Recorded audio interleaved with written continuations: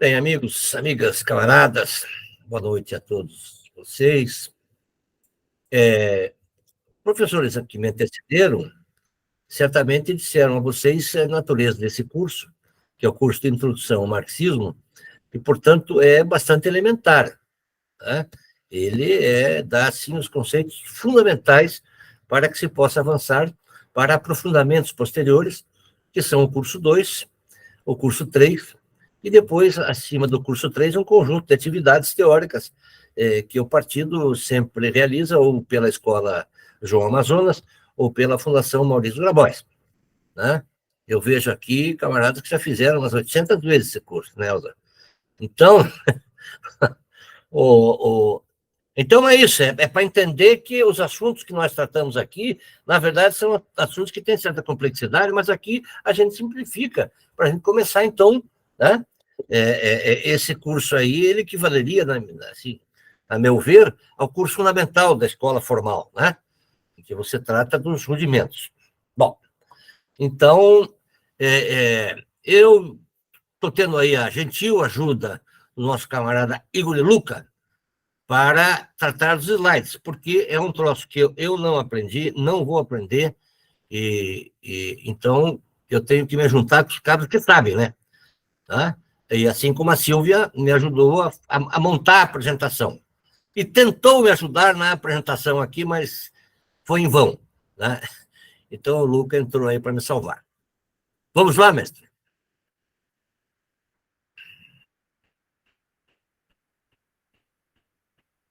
Pô, agora é um suspense, né? Porque a internet sempre é cheia de... Esse negócio eu vou ver, né, Luca?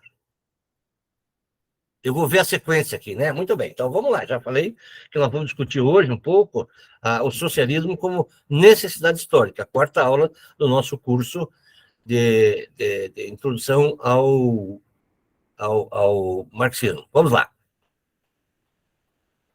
Vamos lá é o nosso código para virar de troço, viu?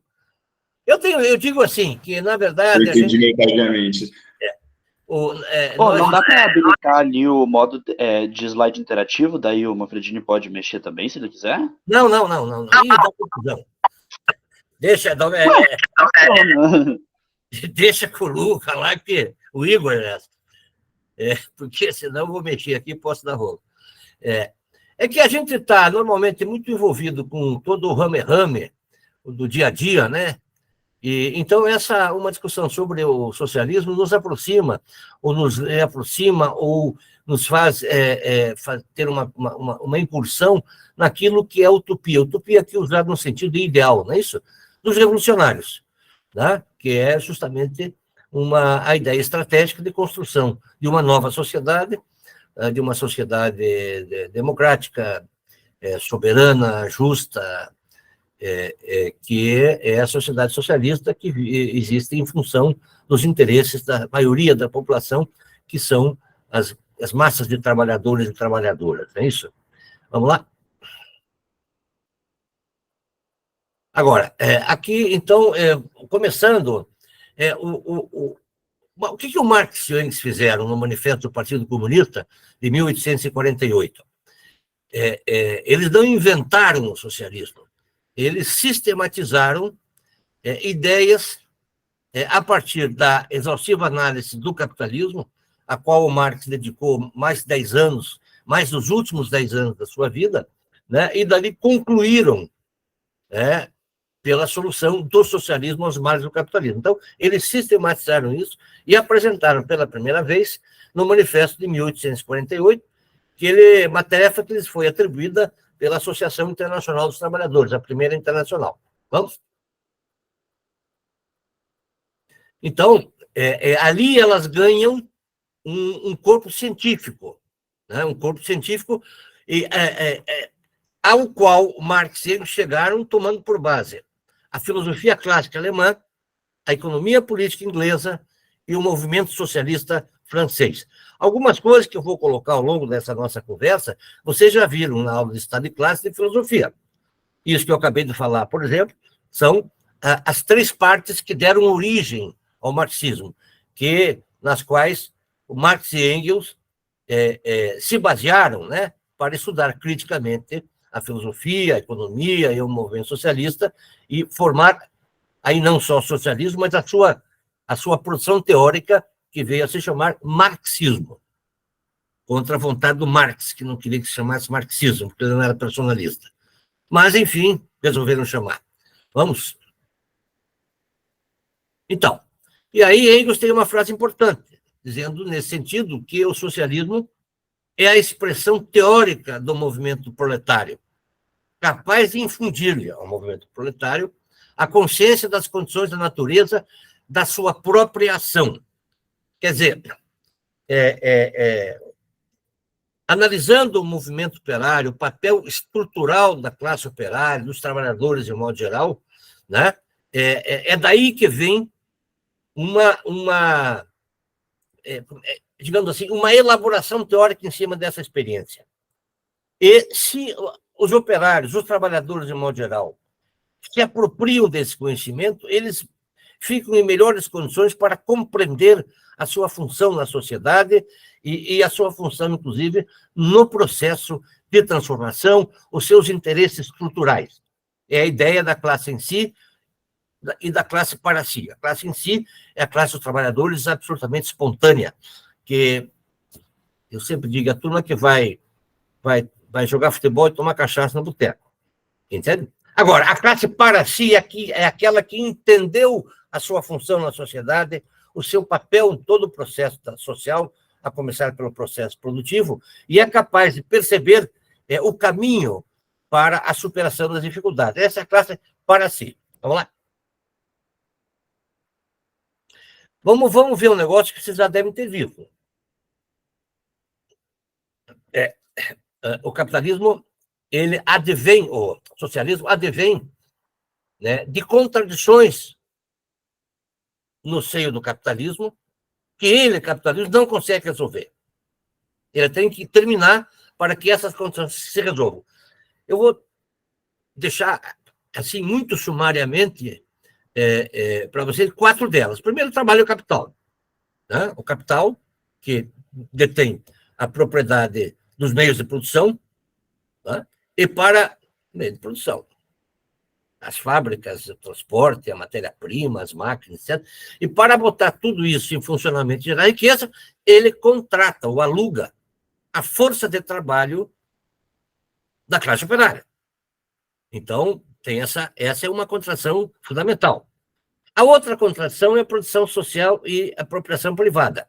Neste processo produtivo, a produção é seguidamente social, quer dizer, muita gente participa do processo produtivo, mas a apropriação da riqueza produzida é privada.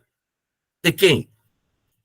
Dos capitalistas que detêm a propriedade dos meios de produção. Esse quantum dessa riqueza, eles tiram uma parte para pagar a força de trabalho sem a qual eles não movimentam coisa alguma. Vamos? Então, outra contradição é a organização do trabalho versus anarquia na produção. Não sei se vocês conhecem, claro que vocês já visitaram fábricas, ou vários de vocês. Eu fiz alguns trabalhos e visitei fábricas de confecção, fábrica de ônibus, essa coisa toda, e você percebe uma organização extremamente competente a nível da fábrica, da organização do trabalho. É de uma racionalidade impressionante. Mas saiu dali, na sociedade, essa produção é anárquica, porque não existe nada que organize as demandas, que estabeleça uma certa racionalidade entre aqueles que produzem várias coisas. Né? Então, esta é uma contradição do capitalismo. E, por fim, isso tudo tem uma expressão política, que é a contradição entre o proletariado e a burguesia. Tá? Entre o proletariado que vende sua força de trabalho e a burguesia que se apropria dela e é proprietária dos meios. Né? Eu assinalei aquela anterior, que eu acho importante para a gente compreender essa questão do socialismo. Se volta só um pouquinho, essa produção social e apropriação privada. Este é um problema. Como é que você resolve esta contradição? Fazendo com que a apropriação corresponda ao que é a produção. Ou seja, se há produção social, deve haver a produção social também da riqueza produzida. Você harmoniza, você resolve a contradição. Claro que essa apropriação não quer dizer que os operários vão na porta das fábricas querer dividir mano a mano tudo que é produzido. Não é uma esculhambação. Quer dizer, você tem um Estado, né, que possibilita, tá, essa apropriação, tirando recursos para a própria máquina estatal, para eventuais desastres, essa coisa toda, e depois, então, vai distribuindo isso em serviços, né? Por isso que, por exemplo, a educação gratuita é uma característica do Estado socialista, né? A própria assistência médica, idem. Então, são formas de participação dos trabalhadores na riqueza produzida. Ou seja, claro que isso não é um dado absoluto, mas, no geral, é uma apropriação social que corresponde à produção social das riquezas. Vamos lá. Você passa um e outro, né? Bom, qual foi o pulo do gato do socialismo? Ele foi realizar uma crítica contundente do modo de produção capitalista. Marx fez isso no Capital, né? Explicando as contradições desse modo de produção e apresentando as tendências de superação. Este é o grande lance. O trabalho teórico do Marx em relação ao modo de produção capitalista é esse. Marx não tratou muito o socialismo em si, porque ele não estava... quando ele escreveu tudo isso, não tinha nem imperialismo. Entendeu? Então, ele não se alongou, né, para além da conclusão de que o socialismo, com tais características gerais, seria o modo de superação das contradições do capitalismo. Mas ele fez uma crítica contundente desse modo de produção, né, e descobriu, aí sim, ele descobriu as suas contradições.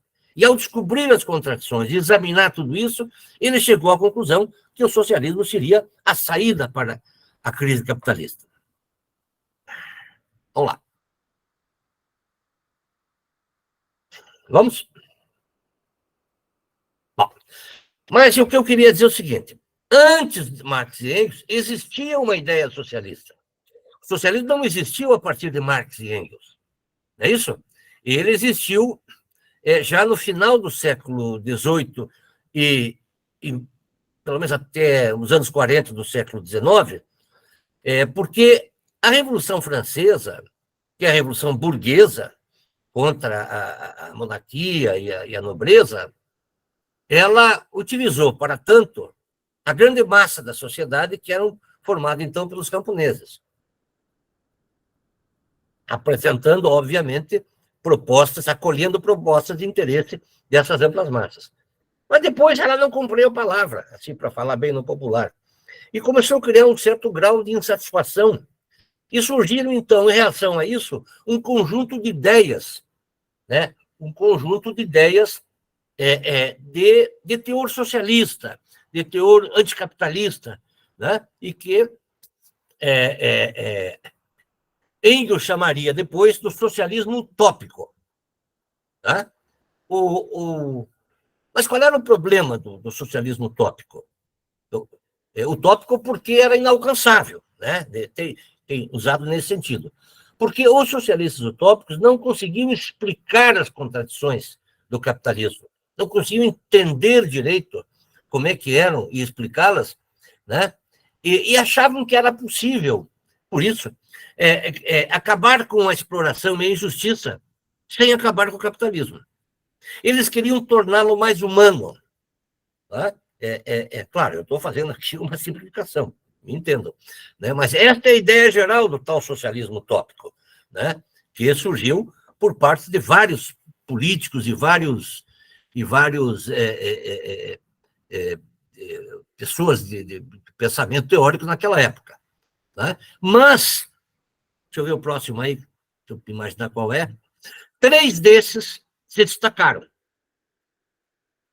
da esquerda para a direita. Charles Fourier, que viveu de 1772 a 1837, Saint-Simon, que viveu de 1760 a 1825, e ambos franceses, e o inglês Robert Owen, de 1771 e 1858.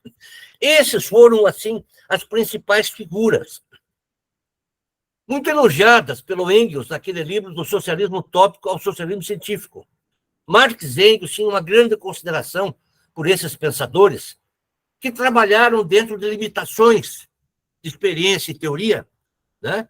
Mas que colocaram um conjunto de questões que foram posteriormente aproveitadas pelo Marx e Engels na sua formulação do socialismo científico, né? Porque Marx não imaginou que estava partindo do zero, né? Ele partia de um certo grau de acumulação e usou isso para formular as ideias centrais do socialismo científico. Vamos lá. Eu tratei, pelo menos, do fourierismo no livro que publiquei em 2011, 16, aliás, chama-se Retrato no Entardecer de Agosto, e que é sobre uma figura muito interessante do Dr. Jean-Maurice Febvre, ou Febvre, como se diz atualmente, porque o pessoal não estuda francês, mas na escola, então fala Febvre, é Febvre, em francês, né? Ele era um médico que veio em 1826, aqui recém-formado, e para participar de um grupo de médicos, um italiano, português e um outro brasileiro, que começaram a participar da montagem do Estado brasileiro, né, que havia sido objeto da independência em 1822. Ele trabalhou 20 anos lá na corte, foi médico da Imperatriz Teresa Cristina, foi um dos fundadores da Academia Nacional de Medicina, e era antes a Academia Imperial de Medicina, não é isso? E aí ele, em 1844, a mulher dele morreu no parto, e a filha morreu 42 dias depois. Não é isso? Ele, tomado desta grande tristeza, resolveu largar tudo, arrumou com o Barão de Antonina uma terra aqui, nas margens do rio Ivaí, ali na altura do município de Cantabreu, Reserva, por ali, foi à França e, com o dinheiro que havia acumulado, mobilizou 63 franceses, alugou um navio para trazer para cá e iniciou uma colônia chamada Teresa Cristina, ou colônia Teresa na época, em homenagem, obviamente, à sua amiga Imperatriz, que também ajudou para fazer. E aplicou ali alguns conceitos do Fourier, que ele, Febvre, havia aprendido enquanto estudante de medicina em Paris. Alguns conceitos, né? Vamos lá. Então, no livro coloca isso. Só queria colocar antes o seguinte: houve outra colônia aqui, são duas só no Brasil, que é aqui na Barra do Saí, que foi capitaneada por um médico também francês chamado Benoît Mure. Fredini, você pode me mandar alguma coisa sobre essa colônia da Barra do Saí? Manda. Tem um livro desculpa interromper, que o meu vô bolsonarista mora lá, vai ser muito interessante. Lá, inclusive, tem, assim, uma Rua do Falanstério. Né? Bom... Cara, nossa, me mande isso, por favor. Manda. E o Miller, além de fazer isso, que, obviamente, como todas eram colônias utópicas, não deram certo, houve 70 delas nos Estados Unidos que também não deram certo, mas ele foi um introdutor da homeopatia no Brasil. É só uma curiosidade aí, né? Bom, vamos lá. No socialismo científico, qual é o grande lance? Se, por um lado, os utópicos eram um pouco confusos, a coisa ficou clara e cientificamente demonstrada com as formulações de Marx. Ou seja, o socialismo expressa a socialização dos meios de produção. Tá, esse é o nome, não é isso? Ou seja, aquilo que já falei, a produção social com apropriação social das riquezas. Tá? Outra ideia, teses ou temas, a transição do capitalismo ao socialismo e do socialismo ao comunismo é um longo processo histórico a partir da tomada do poder político pelos trabalhadores e seus aliados. Então, vejamos, o socialismo é uma etapa de transição, intermediária, entre, de um lado, o capitalismo e de outro, o comunismo. Ele vai fazendo esta ligação, com transformações gradativas de situações capitalistas para a sociedade comunista, que é muito mais avançada. Né? Isso é um processo histórico muito longo. Não é possível dizer quando pode acontecer, mas ele é muito longo. Só que ele parte, isso é fundamental e é possível dizer, ele parte da tomada do poder político. Você não consegue fazer esse processo sem tomar o poder político. Né? Ao contrário das outras revoluções, a burguesa, inclusive, a burguesia, por exemplo, ela já existia no mundo da economia. O que ela fez na Revolução Francesa foi apropriar-se do comando político da sociedade, que ela, na prática, do ponto de vista econômico, já dirigia, dentro do feudalismo. Aqui não. Aqui você não faz o socialismo dentro do capitalismo. Isso não é possível. Então você tem que ter uma ruptura. Né? E essa ruptura se dá através da tomada do poder político. Como, quando... aí são coisas que estão em aberto. Né? Depende da circunstância. Vamos lá. Tem mais tema. No socialismo, quer dizer, os trabalhadores serão os protagonistas desse processo, né? Que vai ocorrer pela sucessão de fases e etapas. Né? Não é assim, toma o poder e instaura o socialismo. Né? Não, você tem fases, etapas, que vão depender das realidades nacionais. Né? Eu não sei se eu abordei isso mais para frente, mas vamos colocar uma coisa. Não, vamos lá nas primeiras experiências depois. Então, e aí nós temos as duas grandes, não é regras, mas palavras de ordem, ou situações que caracterizam os dois sistemas. No socialismo, cada um participa do processo da produção segundo suas capacidades e recebe segundo o seu trabalho. Esse trabalho é quantitativo e também qualitativo. Então, um trabalhador melhor qualificado vai receber mais do que um trabalhador menos qualificado. Um trabalhador que trabalha, digamos, o horário integral ganha mais do que quem recebeu, quem trabalhou um expediente, digamos assim. Né? No comunismo, a grande alteração é essa, que de cada um segundo suas possibilidades. É isso? E a cada um segundo suas necessidades. É uma sociedade de tal forma evoluída que você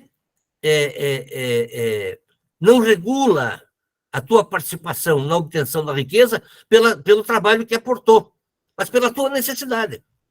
Né? Uma pessoa solteira tem uma necessidade X, uma pessoa casada com filhos tem uma necessidade X mais 1, X mais 2, usa essa expressão em homenagem ao Cezinha, porque eu ouvi muito na minha vida esse X mais 1, X mais 2, etc. E tal. Bom, entenderam a diferença?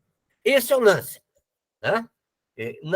São as duas normas, digamos, gerais desses dois sistemas. Tá? O comunismo é uma coisa, sabe-se lá para quando, né? Porque você não usa por decreto. O socialismo tem essas fases que eu mencionei, as suas etapas, e ele já está em prática em vários países. X mais Y, disse o Cezinha. Vamos lá. Não sei se eu estou correndo muito, mas... Fazendo um comparativo, nós podemos dizer isso. No capitalismo, a propriedade dos meios de produção é privada. No socialismo, ela é social. Existe a completa socialização dos meios de produção. Isso se dá, obviamente, através do Estado. Há vários níveis de socialização. Uma cooperativa, ela é um nível de socialização, de uma propriedade coletiva. Uma propriedade estatal é um nível um pouco mais elevado, né, de propriedade socializada, porque é o Estado que conduz isso, né, em nome dos trabalhadores. Olá, Igor. Então, do ponto de vista do poder do Estado, no socialismo vige um poder proletário, um Estado proletário voltado para os interesses... já repeti aqui, não corrigi direito, hein? Voltado aos interesses dos trabalhadores e das amplas massas populares. Esta é a função do Estado no socialismo. Claro que tem quando ele fala da defesa, é para defender a revolução. Não é isso? Ele está voltado em todos os seus projetos, em seus planos, em sua ação, em suas teorizações, para atender os interesses dos trabalhadores e das amplas massas populares, que são praticamente toda a sociedade. Né? Esta é um traço fundamental. Não, porque, bom, vou ver no capitalismo aqui, eu vou emendar um troço aí, vamos lá. No capitalismo, o Estado é regido pela burguesia e seus aliados, é o contrário, e em favor dos interesses dessas classes. Né? Enquanto há sociedade de classes, o Estado sempre cumpre funções em favor dos interesses da classe que domina o Estado. Se é a burguesia, é em favor da burguesia. Entendeu? Ela constrói tudo isso em favor da burguesia em todos os níveis. E do proletariado é a mesma coisa, só troca. Só que qual é a diferença essencial? É que quando é o Estado socialista, o que você atende é a maioria da população, dos trabalhadores. Né? E no capitalismo é a minoria. Uma minoria, vejam aí, os grandes magnatas, né? Vejam tropas americanas, essa coisa toda. Essa tropa que se protege, um não condena o outro, é o Estado agindo em função, mudam as leis em função desse tipo de interesse, etc. e tal. Avante! A democracia no capitalismo é meramente formal. O lema dos Estados Unidos, do Estado no capitalismo, e dos Estados Unidos, evidentemente, é todos iguais perante a lei. Tá? Todo mundo é igual. Não importa as diferenças que tem. Todo mundo é igual perante a lei, em tese. Porque uns são mais iguais que outros. Que aí entra aquela característica inicial que eu falei. Quer dizer, um trabalhador, teoricamente, formalmente, é igual perante a lei ao dono da van, por exemplo. Aquele crápula do Luciano Hang. Tá? Mas isso é verdade? Claro que não. Um tem o capital, outro não, eu tenho o trabalho. Cara. O cara que tem capital vai vencer sempre. Não é isso? Então, isso em termos gerais, claro. A gente vai dizer, mas a justiça de trabalho, os trabalhadores ganham. Sim, ganham, mas não tem no sistema. Não é isso? Estou falando do ponto de vista estrutural. Então, essa democracia... aí é o seguinte, não, eles dizem, é uma democracia, tanto que tem eleições. Mas eleições é o mínimo. E o resto da participação da sociedade na gestão dos seus interesses? Nada. Os Estados Unidos é uma democracia meia sola. A nossa aqui, toda estropiada, é melhor que a deles. Né? E quando dizem lá que tem pluripartidarismo, isso é bobagem. Lá tem um partido único, que é o Partido do Capital, com a sua corrente democrata e sua corrente republicana. Pergunto se o Partido Comunista lá tem alguma vantagem. Ele até existe. É isso? Mas tem conjunto de leis que, na prática, inviabilizam a participação dos comunistas. Né? E no socialismo, na medida que é um Estado voltado aos interesses dos trabalhadores, quer dizer, há uma extensão dos direitos sociais básicos neste conceito de democracia. O primeiro direito humano proclamado pelo socialismo é o direito à vida. Você não pode falar outro tipo de direito se você não tiver direito à vida. É isso? Então, este é o primeiro dos direitos humanos. E aí você tem o direito à saúde, o direito à educação, só que não é conversa fiada. Se você for ver nos países socialistas, essas coisas elas são, se elas não são inteiramente gratuitas em função de situações específicas, elas são inteiramente acessíveis. E é uma meta. Uma das primeiras metas, quando você começa a construção socialista, é alfabetizar todo mundo e garantir a eles não só uma educação até o último grau, quanto um grau de cultura crescente. Isso é impressionante. Né? Os dados são impressionantes. Cuba, cercada, né, com esse maldito bloqueio, um menino de 10 anos de idade, dá de 100-0 num piazinho dos Estados Unidos que se mora em Nova York e não sabe no que é Los Angeles. Entendeu? Que não tem ideia do que é América do Sul, etc. e tal. Então, no conceito de democracia socialista, esses direitos estão implantados. No capitalismo, não. É uma coisa à parte que você vai conseguir se tiver grana. Se não tiver grana, não consegue meia boca. Vamos lá. Uma coisa importante, muito importante, nessa formulação socialista é que enterrou-se de vez a ideia de que havia uma forma única de socialismo, um modelo único. Isso causou prejuízos terríveis, porque o que acontecia? Esse modelo único era o modelo de matriz soviética, evidentemente. Você tinha esse modelo e procurava enquadrar a sociedade nesse modelo. Lembre-se dos utópicos, né?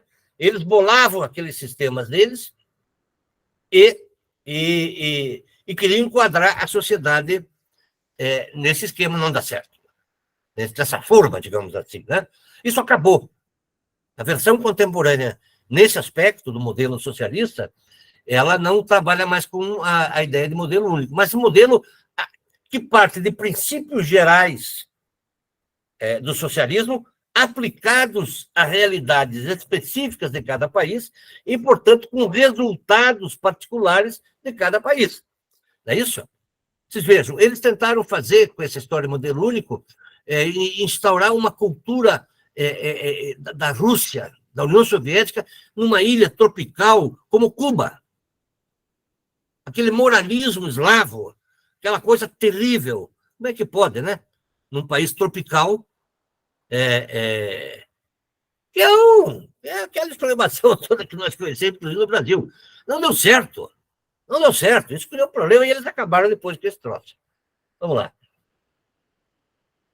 Bom, antes eu quero dizer o seguinte. Eu quero só...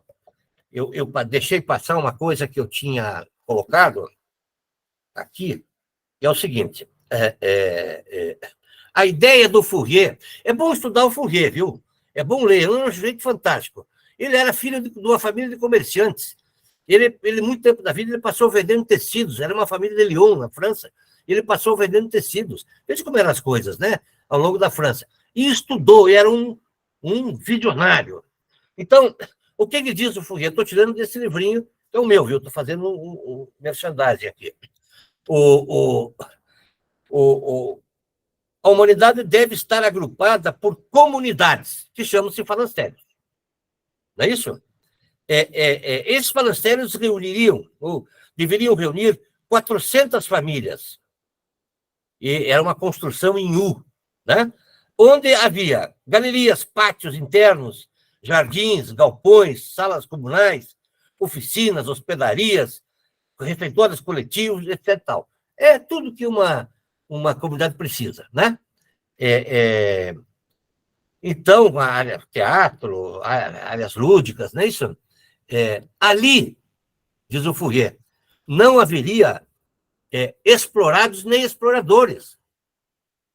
E todos desenvolveriam dotes artísticos, pois nos falantérios combinava-se trabalho e lazer. Olha que interessante.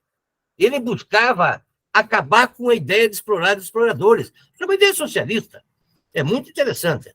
Agora, é mais interessante ainda que o Fourier diz o seguinte: todos repartirão entre si o trabalho e seus frutos. Produção social, apropriação social. Olha que interessante. Isso é um germe do que Marx viria a elaborar 40 anos depois. Não é isso?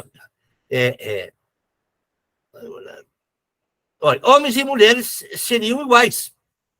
O dinheiro e a propriedade privada não vão desaparecer, mas estarão submetidos ao interesse social. Então, às vezes, a gente fala, os utópicos, tá? Mas não presta muita atenção, e eu me dediquei muito, por causa desse livro, ao Fourier. Não é isso?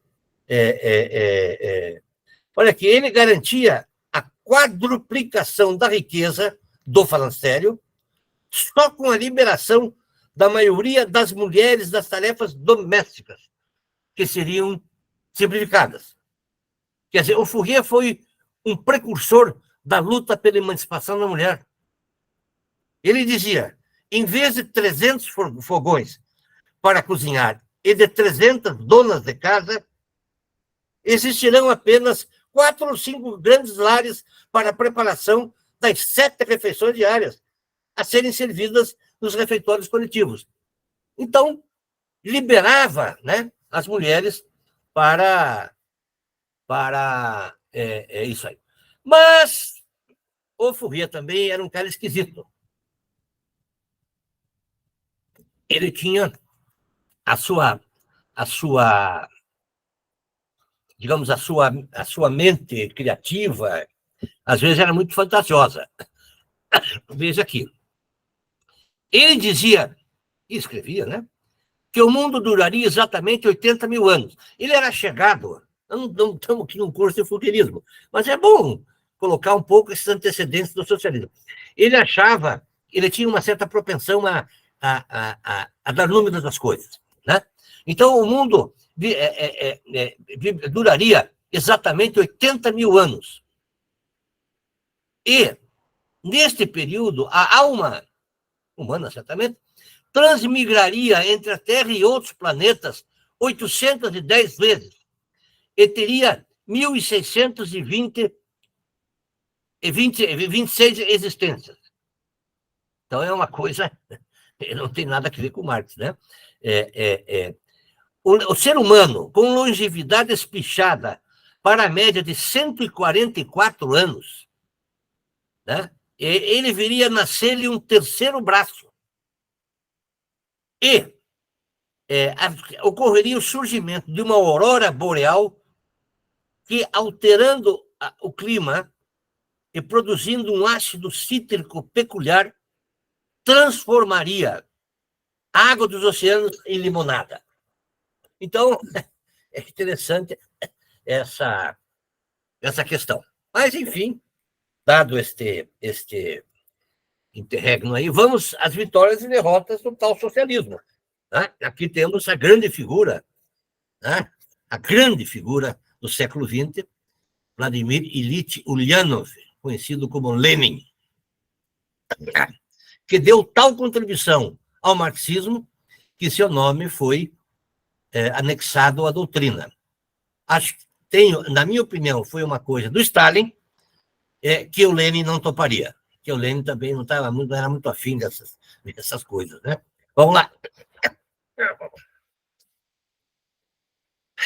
A transição do capitalismo ao socialismo começou em 1917, na Rússia, e ampliou-se após a Segunda Guerra Mundial, né, com a derrota do nazismo, basicamente pela luta dos soviéticos, na formação de um campo socialista, que tinha a União Soviética, a China, Coreia do Norte, o Vietnã, o Laos e a maioria dos países do leste europeu, além de Cuba.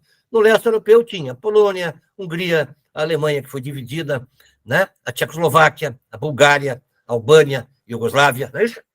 Era uma parte razoável do mundo. Vamos lá. E no continente, vamos seguir? No continente africano, né, muitos países libertados do sistema colonial nos anos 1960, errei aqui também, 60 e 70, iniciaram, após a libertação, experiências de democracia popular com perspectiva socialista. Caso típico de Angola, Moçambique, esse papo todo. Vamos lá. Então, montou-se esse enorme campo. Olha aí, um troço de louco, né? A China, que era a China e a Rússia, que era um continente, a União Soviética, mas a China, isso é uma coisa, né? E montaram esse campo. Mas aí começa uma reflexão nossa. Estas primeiras experiências, nós temos que pensar nelas, porque elas nos orientam nos seus erros e nos seus acertos, né? Elas cometeram equívocos em boa parte pelo seu ineditismo, e especialmente após a morte de Lenin.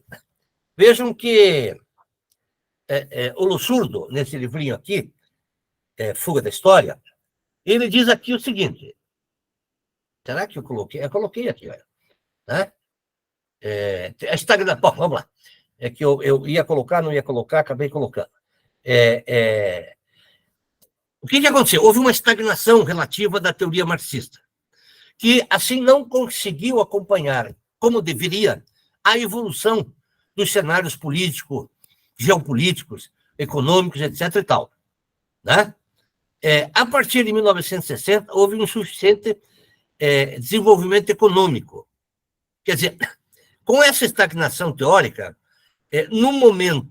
até o momento em que era necessário ampliar a produção, como ampliação das unidades de produção, mais fábricas, mais fazendas coletivas, mais cooperativas, os soviéticos foram espetaculares. Começaram a derrapar quando foi necessário para aumento da produção, o desenvolvimento de intensivo com tecnologia. Aí eles começaram a perder a corrida para o capitalismo. Vamos lá? Houve, a par disso, recuos da democracia socialista, que seriam o autoritarismo, degeneração do partido, erros teóricos e políticos na direção de Stalin. Veja, no que Stalin errou? Teoricamente, ele teve alguns equívocos. Por exemplo, achar que quanto mais se desenvolvia o socialismo, mais renhida era a luta de classes. Isso não é verdade. É isso? E, portanto, ele atribuiu à luta de classes uma dimensão tal que só poderia ser efetivada com um Estado autoritário, ditatorial em muitos sentidos. E aí vejam como é que funciona a coisa. Se há um poder absoluto, que vamos convir, quem mandava no Estado era o partido. Já começava por aí. Essa fusão partido-Estado era um complicador. Quem mandava no partido era o Comitê Central. Quem mandava no Comitê Central era o Politburo, uma espécie de comissão política aqui, não é isso? E quem mandava nela era o dirigente principal, o Stalin, que ninguém desobedecia. Então, acertos e erros, a responsabilidade fundamental é do Tovarich Joseph Stalin. Tá?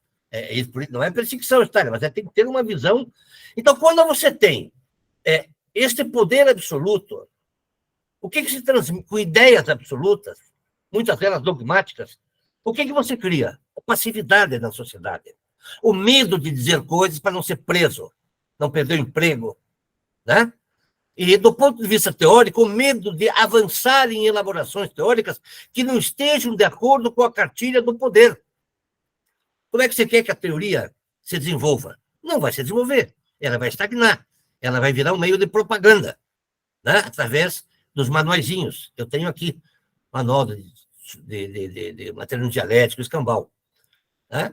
E aí, você não avança. Né?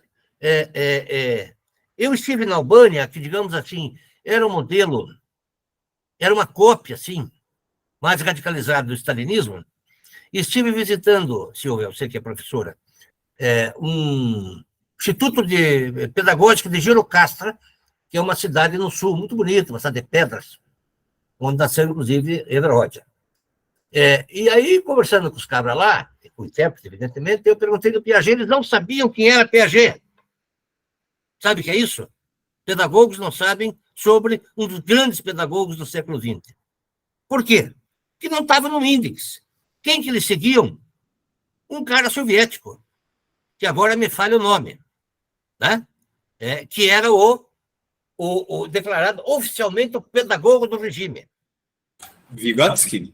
Não, é outro pinta aí. Vygotsky era da biologia, né? Da genética. Bom, então essas coisas, claro que elas conviveram com porção de coisas boas. A Rússia saiu de um regime econômico de arado à mão, puxado a boi, né, para, em algumas décadas, ingressar na era atômica e se tornar a segunda potência do mundo, uma superpotência.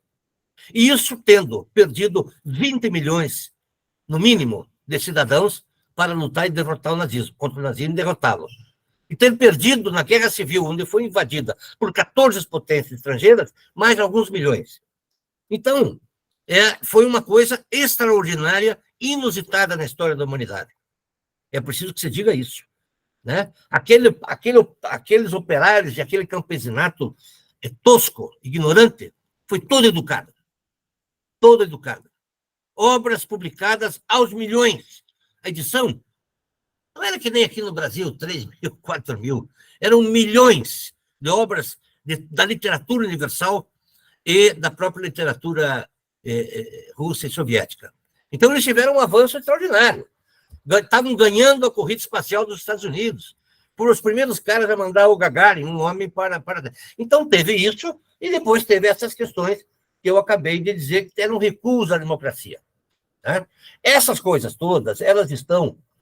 o partido começou a pensar mais criticamente nisso no Congresso de 8º Congresso, em 1992, e essas coisas que eu estou lhe dizendo a vocês, está no informe político do Congresso, que foi escrito pelo próprio Amazonas. Vamos lá? Aqui está. Então, isso é importante do Lussurdo. O Domênico Lussurdo lamentavelmente morreu há poucos anos atrás, pensador marxista de primeira linha, com grandes relações com o nosso partido e grandes elaborações contemporâneas. Então, ele dizia o seguinte, nesse livrinho aqui que eu mostrei, Fuga da História: o Partido Bolchevique possuía uma teoria para a conquista do poder, mas se por resolução se entende, além da derrubada da velha ordem, a construção do novo, os bolcheviques e o movimento comunista eram substancialmente destituídos de uma doutrina revolucionária. É isso que se refere o tal do ineditismo. Não tinha... Marx, que era um cientista, não adivinho, não avançou sobre a construção da nova sociedade. Né? Então, se imagine o Lenin tendo liderado uma revolução que derrotou a burguesia. Não, assim, o pedagogo, o Enver Hoxha, era o líder da Albânia. O pedagogo lá eu ainda vou me lembrar do nome dele. O soviético era outro. Bom, então, como é que ele resolveu os problemas? Vocês imaginem. Dentro de uma perspectiva socialista que não existia. Ele teve que formular, junto com os seus camaradas, em meio, inclusive, a debates, a discussões, a confrontos, conflitos, guerra civil, o escambau. Então, ele realmente era um gênio.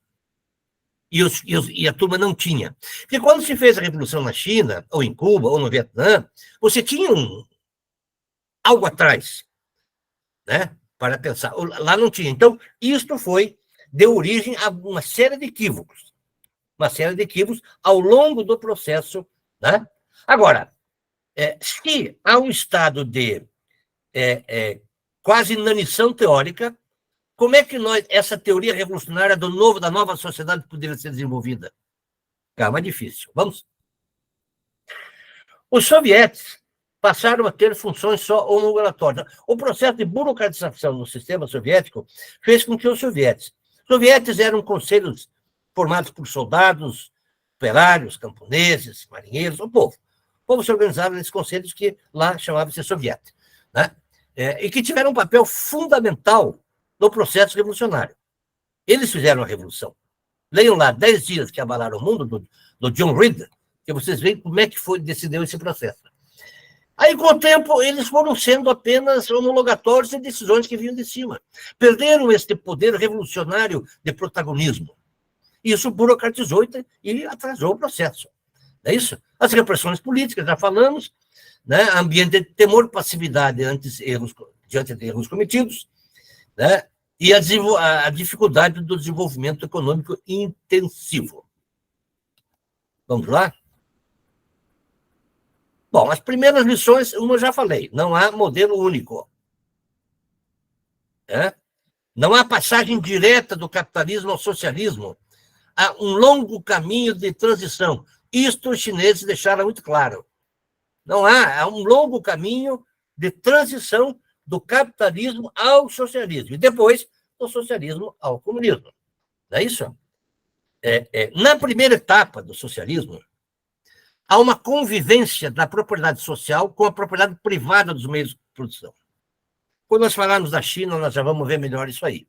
Né? Isso é da etapa inicial. Quanto dura a etapa inicial? 50 anos? 60 anos?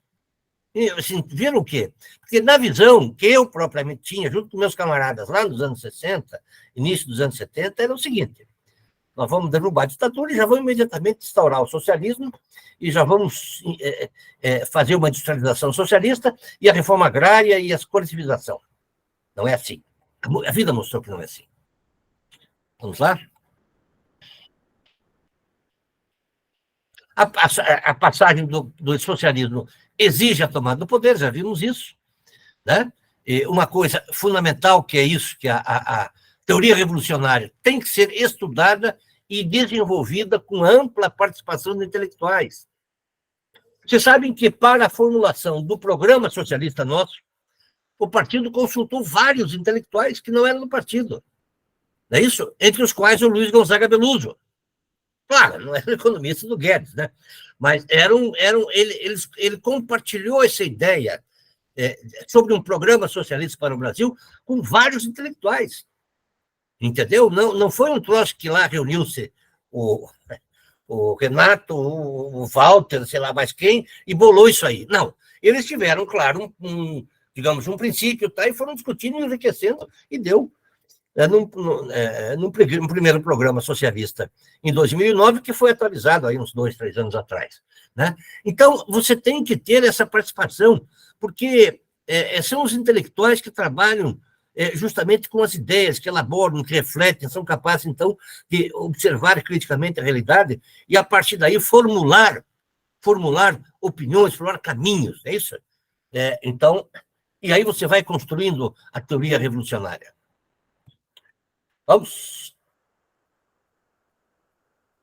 Bom, a derrota do socialismo na União Soviética abriu caminho para a ofensiva neoliberal e mudou a correlação de forças no mundo.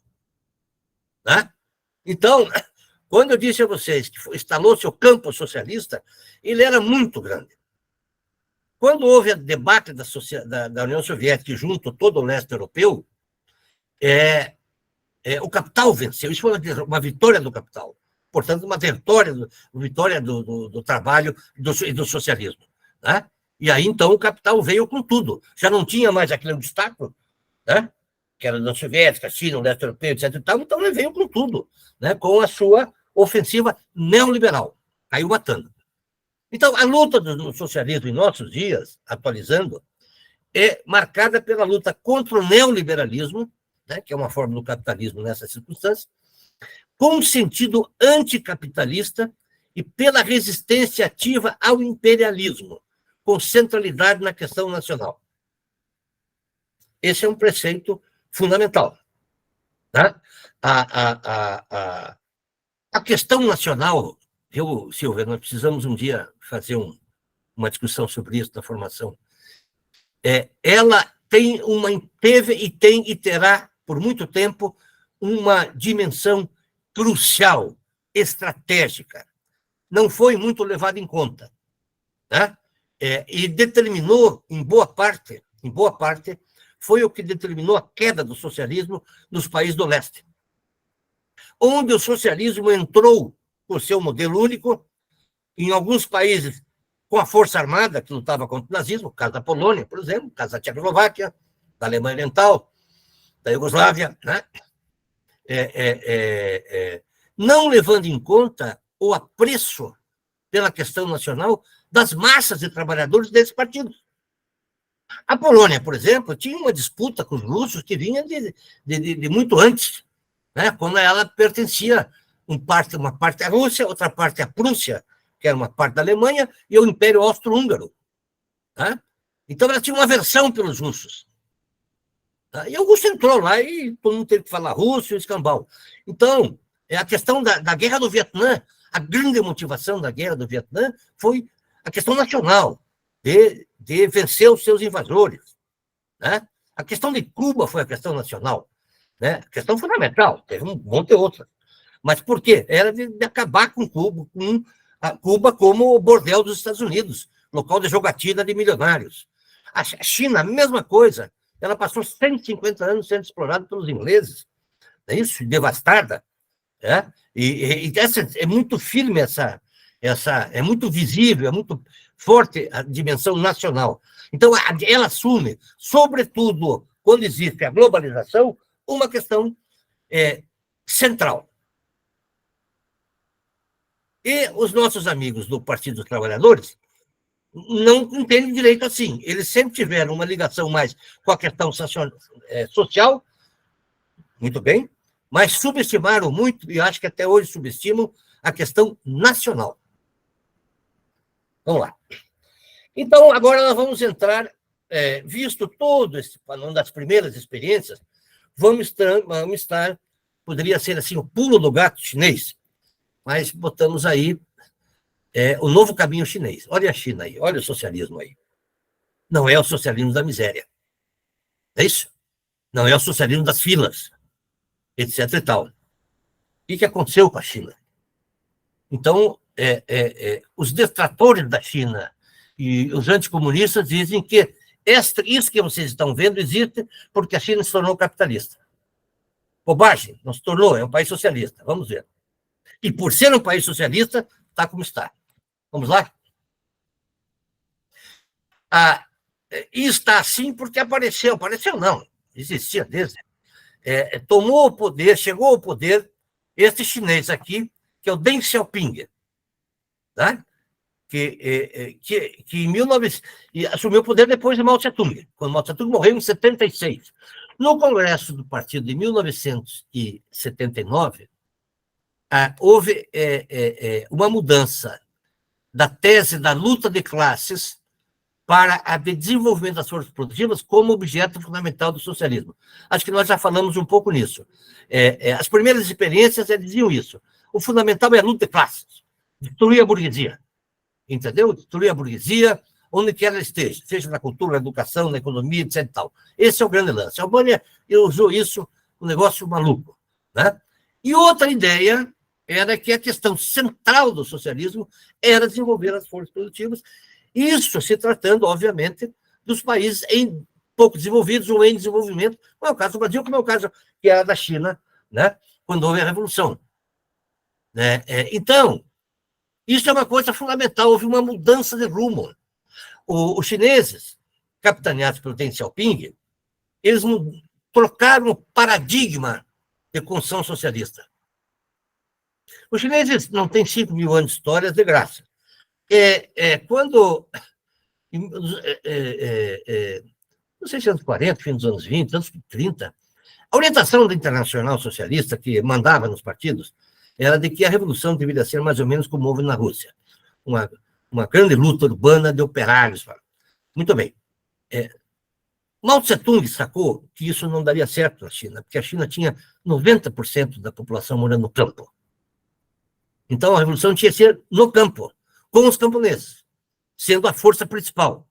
E a força dirigente, a classe operária, através do partido. Então, ele descendiu, de certo modo, ao caminho apontado pela Internacional e por Stalin. E deu certo, que é óbvio. Se ele seguisse aquele cantochão lá que propunha a Internacional, ele teria mais dificuldades, né? Porque ele concluiu isso quando houve uma rebelião lá em Xangai, e as forças reacionárias mataram cerca de 1.000 comunistas. Aí o Mao pensou, pô, não é por aqui a coisa, né? Tem que mudar um pouco aí. Em 79, há uma outra flexão, esta sim, revolucionária, capitaneada pelo Deng Xiaoping. O Deng Xiaoping, ele se opôs à Revolução Cultural. E andou lá meio rebaixado. Ele era um companheiro do Mao, né? E aí mandaram ele para dirigir umas fábricas, mas o Mao nunca se afastou dele, porque sabia que o Deng era cuca, né? E ele veio, então, com essa tese. Não, nós temos que o objetivo principal é desenvolver o socialismo. Daí a frase dele, que é muito utilizada aí pelos nossos adversários, que é enriquecei-o. Claro, enriquecer no sentido seguinte, vamos desenvolver as forças produtivas, você terá mais emprego, você terá dinheiro, enfim, terá aquilo que o socialismo tem que prover. Porque nós temos que ser melhor que o capitalismo, senão não ganhamos. Né? Então, Deng Xiaoping fez isso. Vamos lá? Agora, veja o interessante. Para desenvolver as forças produtivas, desenvolver as forças, seria impossível se a China ficasse como estava, fechada ao mercado capitalista, sem acesso às modernas tecnologias e alguns elementos essenciais do processo de modernização. Então, eles começaram a abrir, porque eles precisavam de tecnologia, ainda precisam hoje. Então, quando fazem uma joint venture associados com empresas capitalistas, eles, entre outras coisas, querem a tecnologia. Hoje eles já são produtores de alta tecnologia. Mas você vê como se relacionam as coisas. Desenvolver a força produtiva, tem que abrir o mercado, não pode ficar fechado, senão você fica isolado desse negócio, e você tem que receber essas modernas tecnologias através de associações. Este foi o caminho traçado, orientado por Deng Xiaoping. Vamos. Antes, camaradas, havia... Antes disso, eu vou dizer o seguinte. Aí vão perguntar, sim, mas aí, claro, você vem essa empresa capitalista, é uma influência burguesa, claro que é.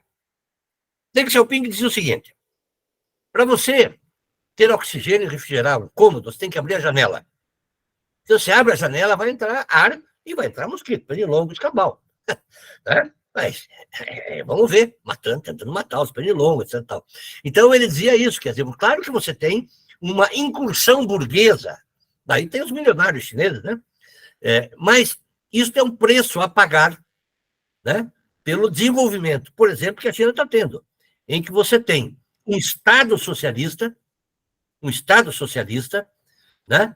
Essa é a visão aqui. A visão economicista antes dizia o seguinte, só é socialista o país que tem uma socialização completa dos meios de produção. Completa. Industrialização de todo o parque produtivo, coletivização completa da agricultura, do comércio, escambau. Aí isso é socialista. É uma visão economicista, que foi praticado ao longo daquelas primeiras experiências. Então, se um país que tinha uma perspectiva até socialista, não dizia, mas não é socialista ainda, porque ele não fez isso.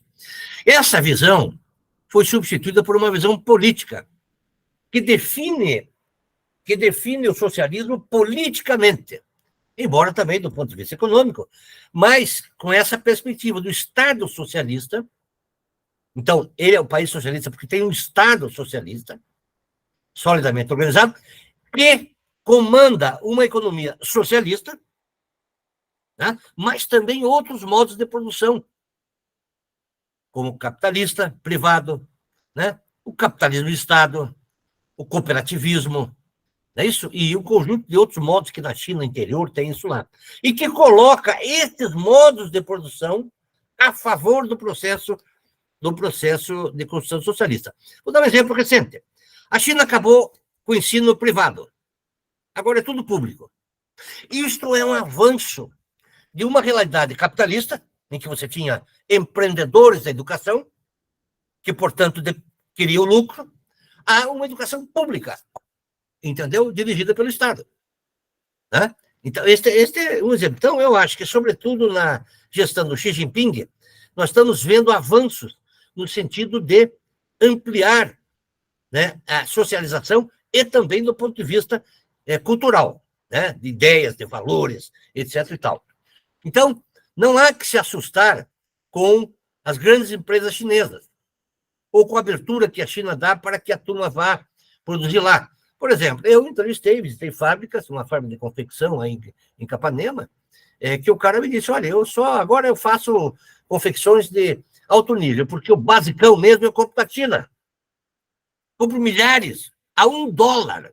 Sabe o que é isso? Então eu não vou querer competir com os caras, pô. Né?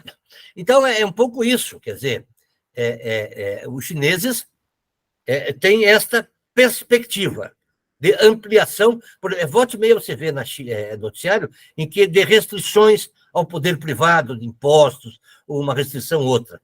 Então eles têm uma elite dirigente que é a mais capacitada do mundo, eles vão regulando isso aí. Vamos lá, né? Alguém levantou a mão. Silvia, como é que você faz? Eu tinha levantado o... Quem está falando? O Luca. Luca D'Alberto? Eu só queria fazer uma recomendação de leitura sobre esse processo do Deng Xiaoping e tal, que é de um camarada nosso do partido, que é o Elias Jabbour, né? O livro que todo mundo já tá meio careca de ler, que é o da China, Socialismo do século XXI, e é um livro incrível. Ele dá uma olhada nesse ponto de vista neurocientífico da construção do capitalismo, sobre como tipo, o neoliberalismo está destruindo a mente das pessoas, e sobre como o sistema chinês funciona tão bem por causa disso. Eu recomendo muito, é um livro muito bom, e ele tem essa definição de socialístico, mais socialista, menos socialista, é bem interessante. Só isso. Beleza, maravilha. Elias Jabbour. Muito bom ele, incrível. Vamos ao Brasil. O PCdoB e seu programa socialista. Quer dizer, o Brasil, na transição ao socialismo, terá várias etapas interligadas e com duração longa. O nosso programa trata apenas da etapa preliminar dessa transição. Olha, nós não estamos nem tratando exatamente do socialismo, mas da transição para o socialismo. Esta ideia da transição, que é uma ideia profundamente dialética, ela foi reforçada nesse congresso de 1992, cujo informe era bom, vocês poderiam reler, está lá no site, né? Porque mostra tudo é transição. A dialética diz isso, está tudo em movimento. Você está sempre saindo de um lugar e indo para outro, mesmo que seja internamente. É isso? Entre nós aí, tem muitas células que estão morrendo e muitas se reproduzindo. Então, nós já não somos aquele que éramos no início da aula. Esta é a grande herança da dialética. Então, nós nos preocupamos no programa em resumir, né, a tática, levando em conta a etapa preliminar do socialismo, que não se sabe quanto tempo vai durar, nem exatamente quando vai começar.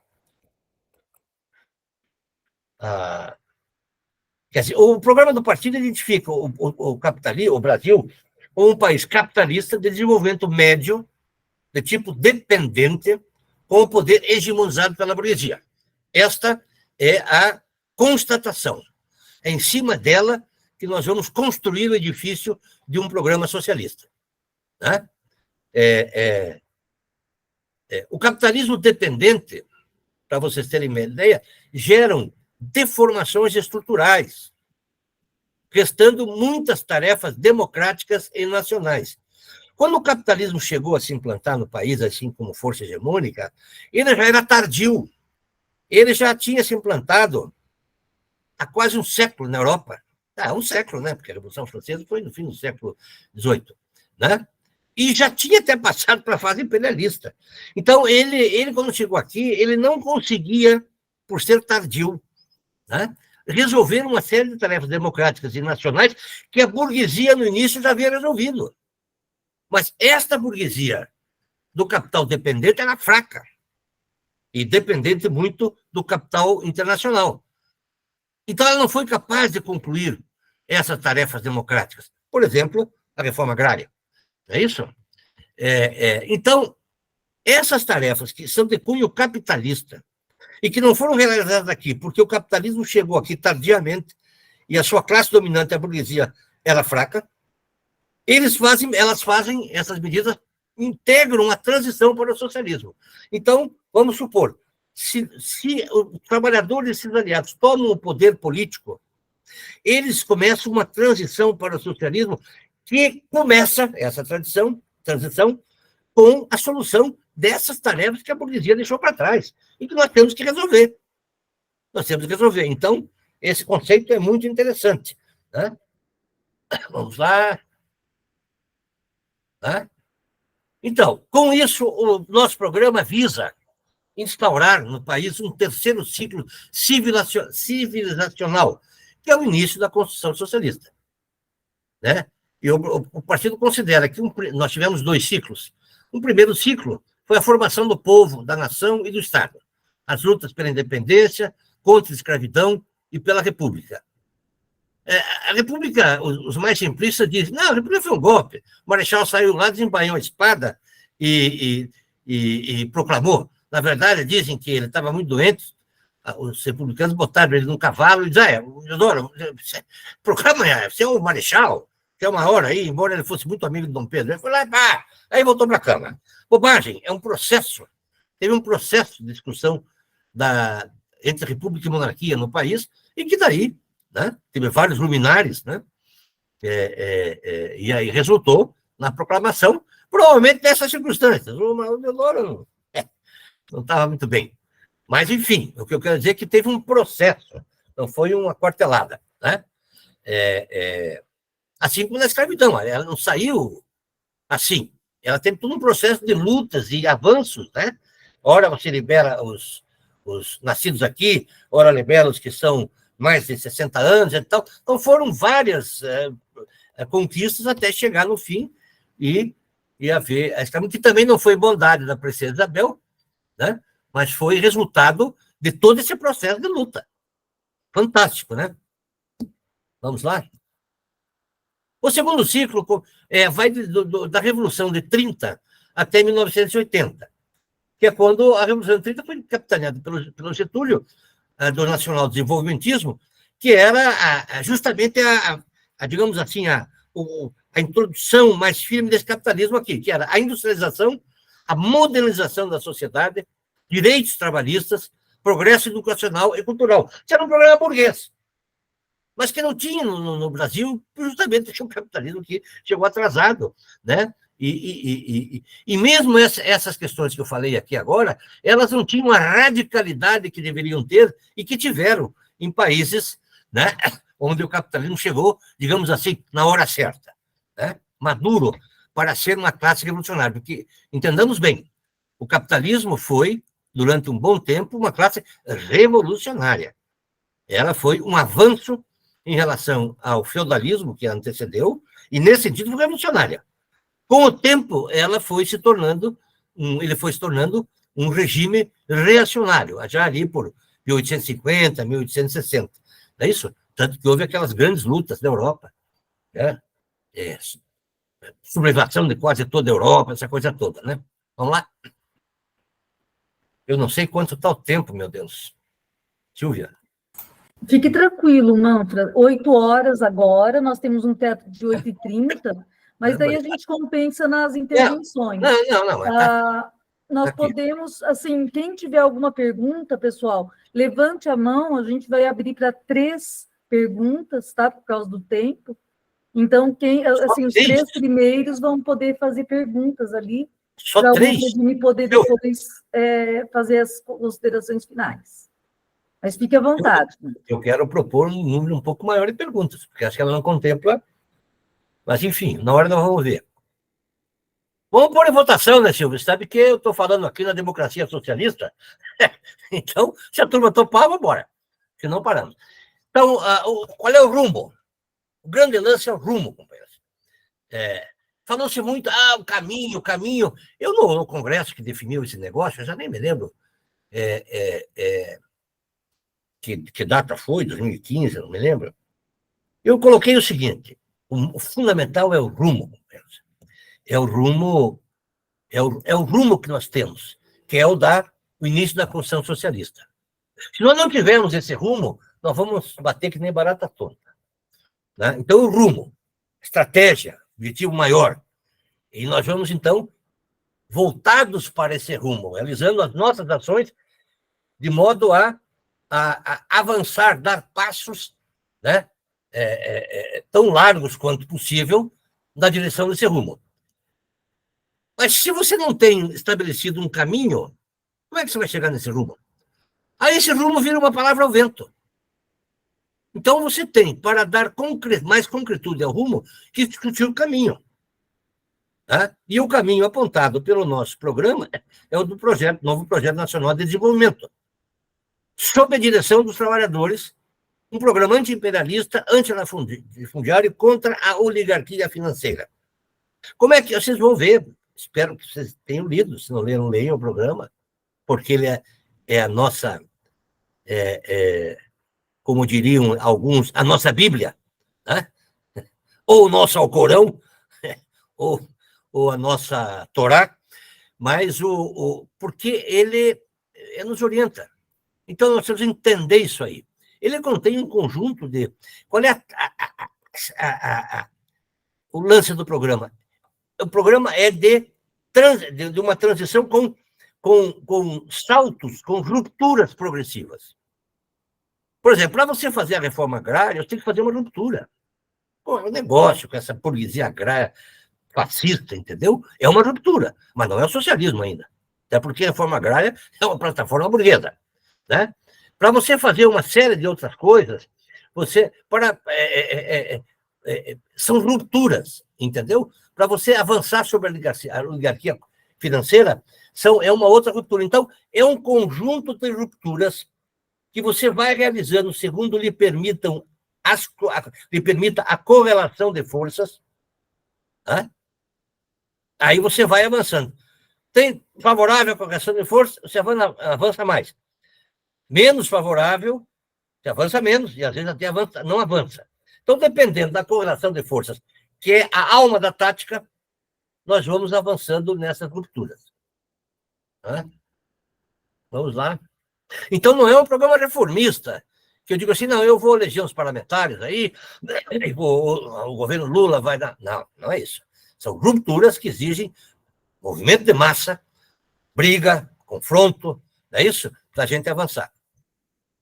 Vamos lá, mestre. Você deve estar cansado de botar o dedo aí, né, Igor? Esse processo todo, ela tem um conjunto de reformas de natureza democrática, política ampla e democrática. Quer dizer, é uma reforma política, não é exatamente essa reforma que está sendo gerada aí, porque essa reforma tem um caráter ainda restritivo, tem que ser ampla e democrática. Democrática que coloque em cena, garanta um cenário em que as forças políticas, para usar uma linguagem aí dos juristas, em paridade de armas. Eles dizem isso aí, para advogado de defesa e advogado de acusação terem as mesmas chances.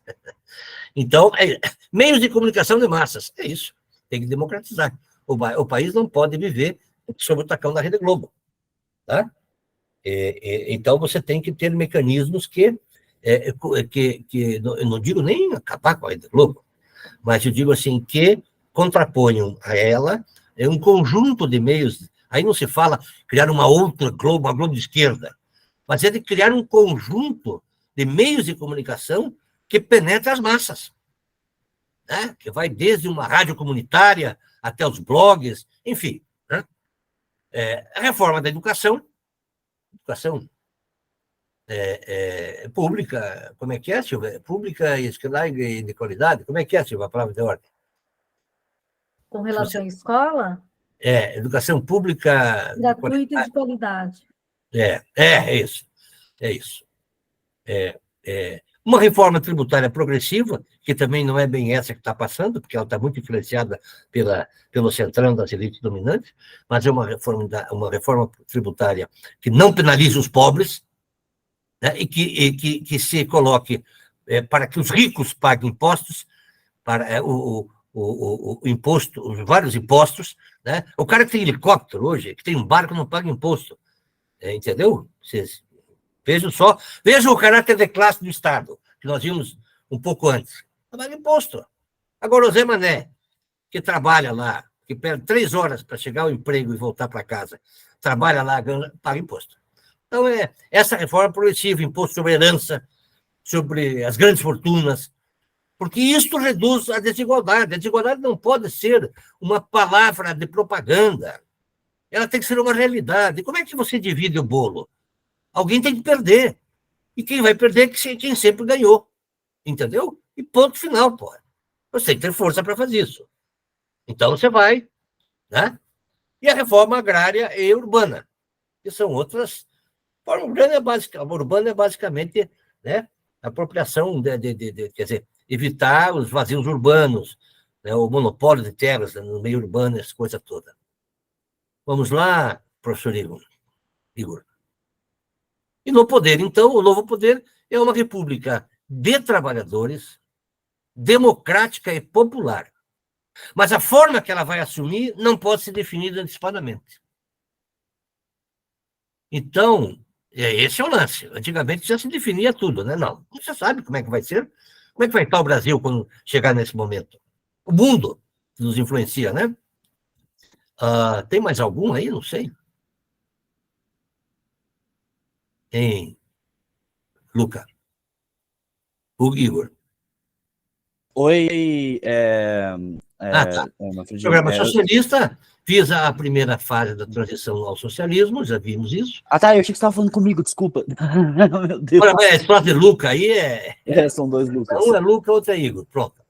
A Eu Revolução posso ser Brasileira. o De Luca também. O Igor? De Luca é chique, hein? O grande escritor francês Honoré de Balzac, ele queria dominar o Paris.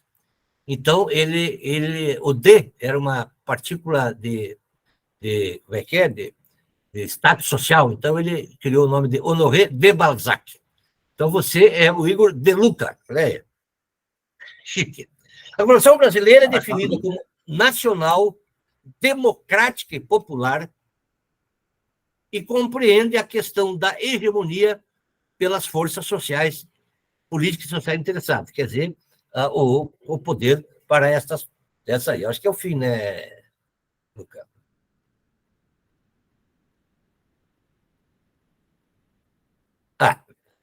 Para saber mais, eu tenho duas referências, camarada.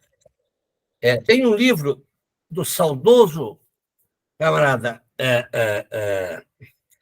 Augusto César Bonicoli, que morreu precocemente, poucos anos atrás, 3, 4 anos. É o que vocês chamaram de jovem lá quando eu cheguei com o livro. O quê? O que vocês chamaram de jovem lá quando eu cheguei com o livro dele na reunião. Chamaram ele de jovem? Você chamou ele de jovem, falou que morreu jovem, com 60 anos. Morreu jovem. Hoje em dia, meu caro, hoje em dia, a idade, como é que é a perspectiva de vida brasileira é 70 e poucos anos, cara. Mas você vive um monte de octogenário aí, então o cara morreu de 60 anos, de amargar, é jovem, né, cara?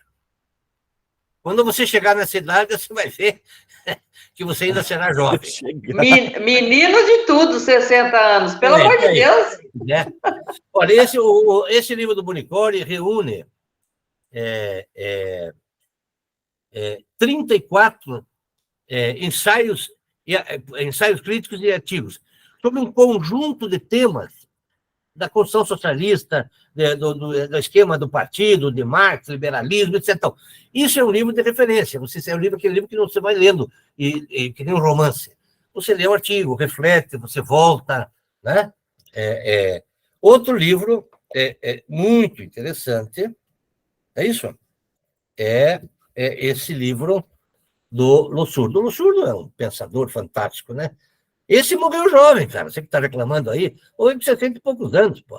Um troço louco que deu lá, um tumor. Morreu em 30 anos. E aí, em pouco tempo, menos de um ano. Né? A juventude, Márcia, acha que com 30 é velho.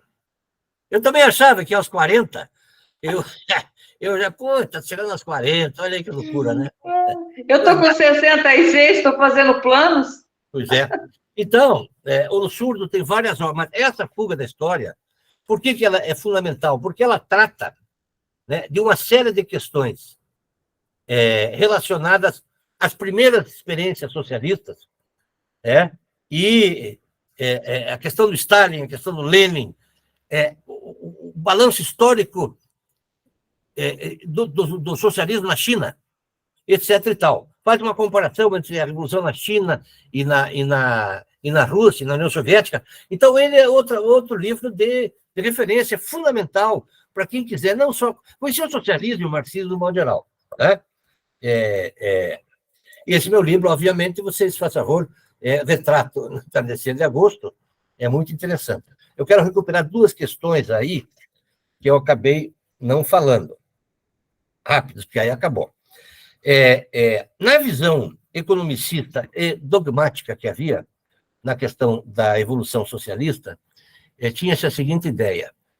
A primeira etapa e a segunda, não tinha mais. A primeira etapa era a construção das bases econômicas do socialismo, industrialização, coletivização na agricultura. Né? E a segunda etapa era, então, o desenvolvimento da base material e técnica que dava suporte ao socialismo. Isso era uma ideia dogmática, simplista, porque o socialismo tem muito mais fases e etapas do que essas duas que eram consignadas anteriormente. Tá? Então, isso é uma coisa importante. O mesmo nosso programa, os chineses dizem, eles têm economia socialista de mercado, e isso vai durar, sei lá, mais 50 anos. Essas coisas da história são assim, né? Tudo extrapola o nosso período de vida. As grandezas, né? Então, isso é uma coisa importante a gente ter esse conceito. O outro eu esqueci, ou nós vamos ver. Mas então, enfim, agradeço muito a benevolente atenção de todos vocês. Talvez eu tenha falado rápido demais, mas a Silvia não me corrigiu, eu fiquei quieto. Né? Fiquei quieto não, continuei falando. E agradeço ao Igor pela paciência aí de ter me ajudado, viabilizado isso, na verdade, porque senão não teria slides. Está presente entre nós, certamente, o doutor, como é que se diz? Christian Haddad, que não é parente do Haddad, do ministro, mas que está nesta aula procurando subsídios para ele próprio assumir a aula de socialismo nos próximos cursos.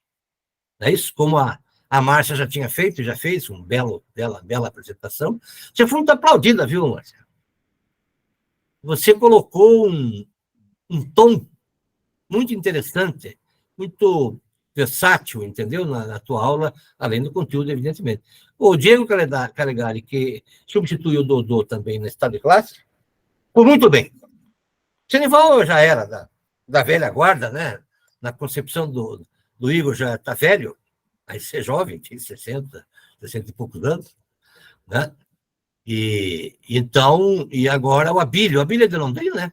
É de Londrina. De Londrina. O Abílio agora, na próxima aula, ele já vai dar aula de partido. E assim nós vamos fazendo o quê? Nós vamos renovando e ampliando os professores. Para finalizar mesmo, o seguinte, veja o problema como a nossa teoria foi importante. A estagnação teórica, essa coisa toda, porque ela acabou com aquelas experiências. Então, o partido hoje tem uma visão muito clara sobre essa questão. E nós temos que formar militantes e quadros permanentemente. Não só, porque... Outra coisa, tem gente, camaradas, que fica fazendo curso assim. É que nem o cara que lê a Bíblia. Ele acha que com a Bíblia ele considera uma mensagem. Você deve saber disso, Márcia, que você lida com essa turma. O cara lê a Bíblia, ele lê por quê? Porque ele quer descobrir alguma coisa enrustida na palavra de Deus. Entendeu? Ele fica a vida inteira lendo aquele troço. Claro que ele pode e deve ler. A Bíblia é um livro fantástico, né? Mas tem muitos camaradas que ficam no curso, faz curso, é o mesmo curso, como se cada curso que fosse a mesma coisa, mesmo tema, mesmo nível. Não, eu acho que você tem que fazer os cursos, e o fundamental é o estudo individual.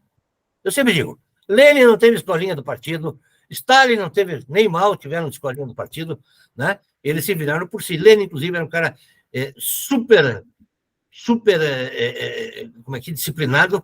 Quando ele ainda morava com os pais lá, ele tinha um escritorinho no fundo da casa, chegava pontualmente às 8 horas da manhã e saía ao meio-dia. E à tarde tinha outra jornada, não sei como é que era. Mas então nós temos que estudar e difundir uma cultura de estudo, uma cultura de conhecimento. É isso? O nosso partido sempre foi caracterizado, os comunistas, de modo geral, como pessoas conscientes, inteligentes, cultas.